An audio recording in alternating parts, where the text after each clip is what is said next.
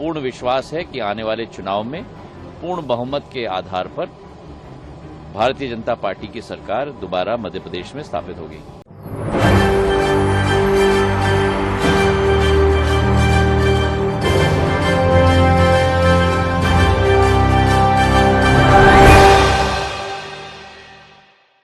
नमस्कार, SP9 news में आपका स्वागत है।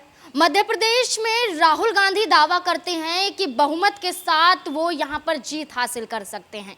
कर्नाटक में जिस तरीके से यहां पर बहुमत के साथ उन्होंने जीत हासिल की थी और यहां पर कैसे यहां पर रातों रात सरकार बदल जाती है, यहां पर भारतीय जनता पार्टी जो डबल इंजन की सरकार की वजह से कर्नाटक में टिकी हुई थी, उनका कैसे सुपड़ा साफ हो जाता है। उसके बाद राहुल गांधी दावा करते हुए नजर आते हैं कि काफी सीटों पर चुनाव लड़ेंगे मध्य प्रदेश में और कई सीटों पर जीतते हुए नजर आएंगे। उनका दावा है कि मध्य प्रदेश में सरकार को फिर से रिपीट करेंगे, लेकिन राहुल गांधी के इस दावे पर ज्योतिरादित्य सिंधिया कोई और रुख आजमाते हुए नजर आ रहे हैं।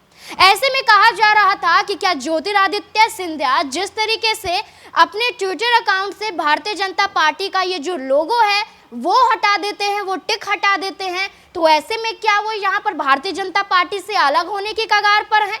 तो वहीं ज्योतिरादित्य सिंधिया ने काफी खुलासा किया कि यहाँ पर सिर्फ कांग्रेस की मंशा यही है कि ज्योतिरादित्य सिंधिया को घेरे। लेकिन देखा जाए तो ज्योतिरादित्य सिंधिया को भी भारतीय जनता पार्टी में कोई बड़ा पद मिलता हुआ नजर नहीं आ रहा। मुख्यमंत्री के चेहरे पर उन्हें उतारा नहीं जा रहा, ऐसी चीजें सामने आ रही हैं। तो क्या भारतीय जनता पार्टी ज्योतिरादित्य सिंधिया का इस्तेमाल कर रही है? अगर ऐसे में ज्योतिरादित्य सिंधिया इस बात को नहीं भाप पाते हैं तो ऐसे में क्या मध्य प्रदेश में कांग्रेस की जीत होती हुई नजर आएगी? अपनी जीत को लेकर राहुल गांधी क्या कुछ कह रहे हैं, पहले इस रिपोर्ट में देखिए। अभी हमारा डिस्कशन हुआ, लंबा चौड़ा डिस्कशन हुआ और हमारी इंटरनल असेसमेंट है कि 136 मिली कर्नाटक में। हमारा इंटरनल असेसमेंट है कि हमें MP में 150 मिलने जा रही है। तो कर्नाटक में जो किया उसको हम रिपीट करने जा रहे हैं। Thank you. सीएम का चेहरा क्या कमलनाथ होंगे मध्य प्रदेश में? भैया 150 सीटें आने वाली है। Thank you. राहुल गांधी का बयान तो आपने साफ तौर पर सुना। उन्होंने कहा कि वो बहुमत के साथ मध्य प्रदेश में भी जीतते हुए नजर आए, यानी कि उन्होंने चुनौती दे दी ज्योतिरादित्य सिंधिया को, उन्होंने चुनौती दे दी भारतीय जनता पार्टी को और साफ तौर पर कह दिया कि ज्योतिरादित्य सिंधिया अब मध्य प्रदेश में टिकने वाले नहीं है, क्योंकि उन्होंने भारतीय जनता पार्टी का दामन थाम कर गलत किया। लेकिन इसी के पलटवार में ज्योतिरादित्य सिंधिया क्या कुछ कहते हुए नजर आते हैं, देखिए इस रिपोर्ट में। कांग्रेस की यही कठिनाई है कि बैठक दिल्ली में, वक्तव्य दिल्ली में और राज्य मध्य प्रदेश का, यही तो संकट है कांग्रेस में। तो मध्य प्रदेश की जनता गुहार लगा रही है कि दिल्ली बहुत दूर है।